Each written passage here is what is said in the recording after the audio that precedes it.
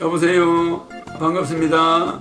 여러분 좋아요와 구독 누르세요. 그러면 복 받고 성공할 거예요. Right now. 네, 허경 총재님. 예, 총재님 저 지금 인터뷰 간단한 거 하나만 부탁드릴게요. 지금 한국의 국가부채 규모가 만만치 않습니다. 지난 6일 국무회의에서 의결된 2020 회계연도 국가결산 보고서에 따르면 지난해 국가재무제표상 국가부채는 1985조 3천억 원으로 2천조 원에 육박했습니다. 전년보다 241조 원 증가한 규모입니다. 통합재정수지 적자는 71조 2천억 원, 관리재정수지 적자는 112조 원을 기록했습니다. 어떤 방식으로 봐도 국가재정이 백주안팎 적자 상태인 것입니다. 이를 두고 홍남기 경제부총리 겸 기획재정부 장관은 코로나 위기 극복을 위한 확장 재정을 감안해서 봐달라고 했습니다. 그리고 국가채무와 국가부채는 전혀 다른 개념이라는 설명도 덧붙였는데요. 이 국가채무는요, 중앙정부와 지방정부의 채무를 합한 것입니다. 통상적으로 이 국가채무를 나라빚으로 부르는데요. 이 국가부채는 뭐냐면요, 이 국가채무에다가 공무원이랑 군인, 앞으로 줘야 할 공무원이랑 군인 연금 충당 부채까지 포함한 것입니다, 총재님. 그러니까 지난해 2020년 국가 채무는요 846조 원이에요. 여기에 공무원이랑 군인의 연금 충당 부채를 더하면은 1985조 원이 되는 거죠. 그러니까 이렇게 어쨌든 총 국가 부채는 1985조 원인데 여기서 더 걱정되는 건 빚이 늘어나는 속도 때문입니다. 국가 부채는 2017년에 1555조에서 지난해 1985조 3천억 원으로 증가했습니다. 지난 3년 만에 429조 원이나 늘어난 것입니다. 또 걱정되는 건 이런 상황에 우리가 미래에 대한 대비가 전혀 없다는 점입니다.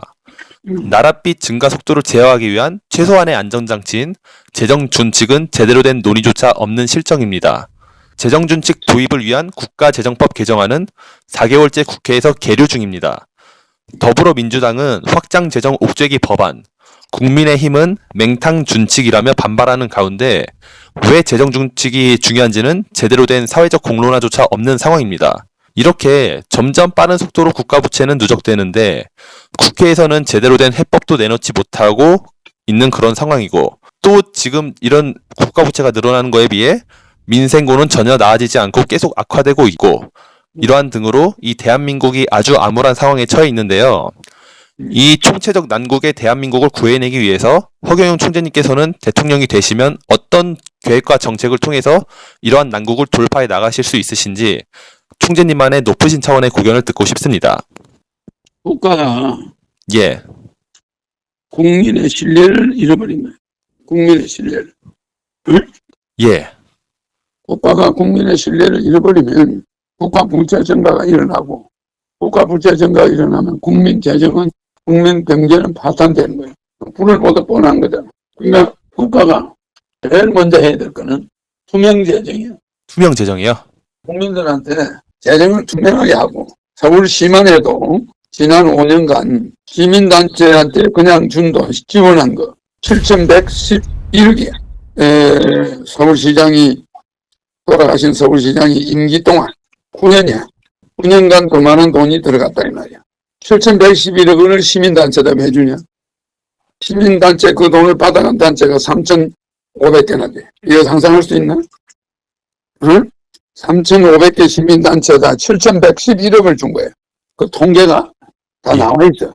그럼 서울시장이 얼마나 방만한 경영했어? 아니 9년간 말이야. 서울시장이 9년간 서울시장이 시민단체 3,400개한테 준 돈이, 지원한 돈 그냥 준 거야. 지 입맛대로 지원한 돈이 7,111억. 네. 말이 되나? 말이 안 됩니다. 이 서울시장이 안 죽었으면 지금도 계속 나오고 있을 거 아니야. 그럼 서울시 재정을 국민들한테 이거 설명해줬나? 투명하게 했나? 설명 안 했습니다. 신뢰 수준이 있으면은, 투명하고 신뢰가 있으면은 이런 일은 없단 말이야. 투명하고 신뢰를 안 했기 때문에 이런 일이 생긴 거야. 세상에 어떻게 서울시장이 지 입맛대로 사람을 골라가지고 그 단체에다가 7,111억을 자기 임기 동안에 주냐 이 말이야. 3,400개 단체. 이거 선거운동한 거나 마찬가지야. 매번 시장 선거에 뽑혀야 되니까. 그래 안 그래? 맞습니다. 서울시 예산 선거 비용으로 쓴 거야. 1조 원을. 이거 보통 일이야? 이게 말이야, 이거를 지금 언론에서 정확하게 밝혀놨어. 금액까지. 준 연도, 뭐, 어떻게 해서 줬다, 뭐, 이게 싹 다 나와 있어, 지금. 예. 내가 그걸 분석해 보니까, 이거는 서울시장 마음대로 3,400개 단체한테 9년간 준 돈이 7,111억. 이거는 완전히 선거운동, 자기가 재선하기 위해서 쓴 비용이나 마찬가지. 그러니까 서울시장이 나쁘다는 게 아니라 예산 사용을 투명하게 안 했단 말이야. 국민들한테 나 이렇게 예산 썼다. 시민단체 이렇게 지원하는 거 괜찮냐. 이런 걸 국민들한테, 시민들한테 내보여야 되잖아. 근데 이게 역대 시장에 이렇게 시민단체 지원을 조 단위로 한 거 없어. 그러면 지자체 단체장 뽑으면 안 된다는 거 이제 이해가 가요? 이해 갑니다. 국가 대통령이 임명하면은 이 시민단체 지원할 이유가 있나 없냐? 없습니다. 시민단체가 국가 부채 1985조를 시민단체들이 증가시킨 상본인들이야. 서울시 산하단체, 개성이나 이런 것들이 흑자를 못 내는 이유가 이런 데 있단 말이야. 3년간 문재인 정권이 3년간 429조의 국가 부채를 증가시켰어. 그러면 429조가 뭐 어린애 장난이야? 이거 부채가 왜 늘어났냐?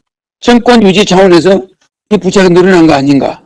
그럼 이거는 신뢰가, 국민이 신뢰할 수 있을 때 경제가 안정되는 거야. 신뢰할 수가 없어. 그래서 지금 현재 국영기업체들이 있잖아. 국영기업체들이 방위산업체를 제외한 거는 전부 민영화해야 돼. 이거 국영기업체가 무슨 봉이야? 국가 예산 부채 늘리는 그거가 본산지야.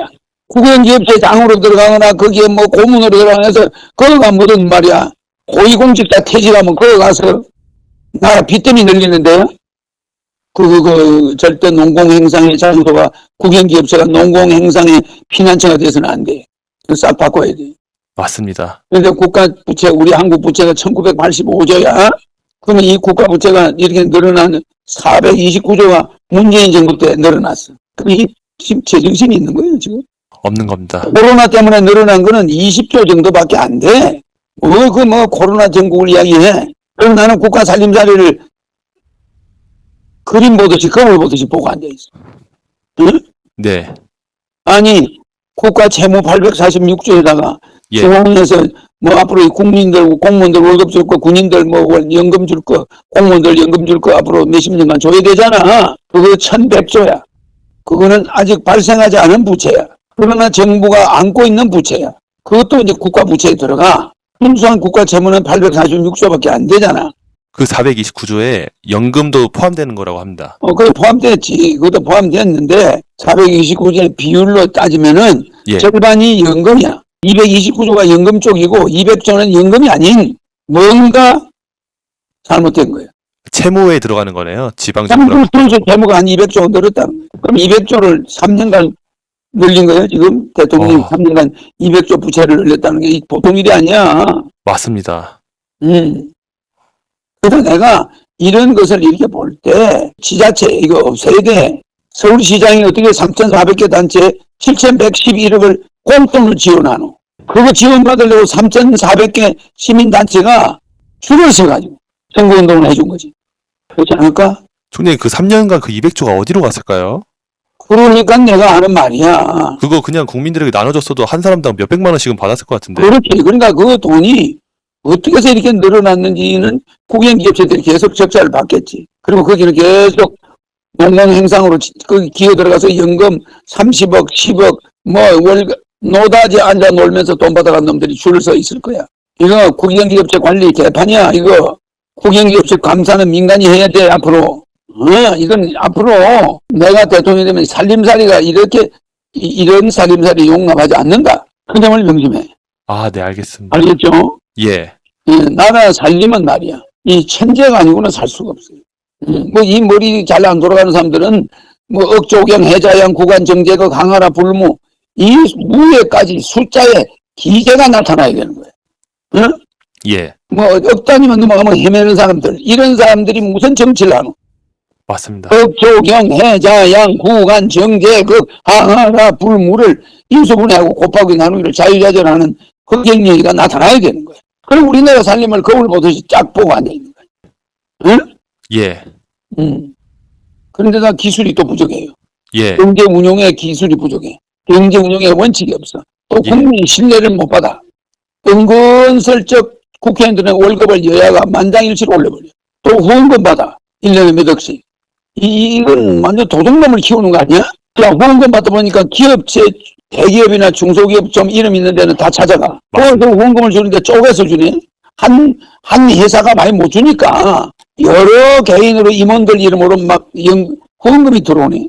아니, 1억 10억을 주고 싶은데 10억을 줄 수 없으니까 여러 임원들한테 식구들끼리 회사 직원들끼리 쪼개가지고 후원을 막 하네, 그 당으로. 그럼 국회의원은 앉아서 이게 그 회사 거다 알아? 그러면 법을 누구 쪽으로 만들어주노? 부익부 민익빈이 가속화되는. 그래서 국회의원 후원금 제도 폐지해야 돼. 국회의원 월급 폐지해야 돼. 무한 봉사하겠다는 사람 줄을 섰어. 그런 사람만 출마, 그러니까 국회의원 출마는 제한해야 돼. 그러나 지금 경제 운영을 보면 아주 기분 나빠. 나는 입에서 나는 그런 사람이 새로운 정치를 한다고? 여러분 맞습니까? 맞습니다.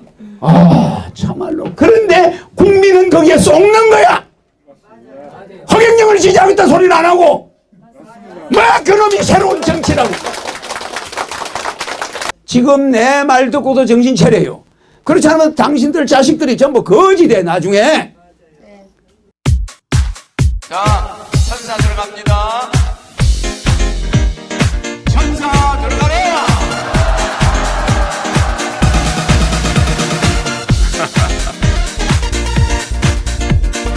자, 허경영 눈에서 웅기는지 받으세요.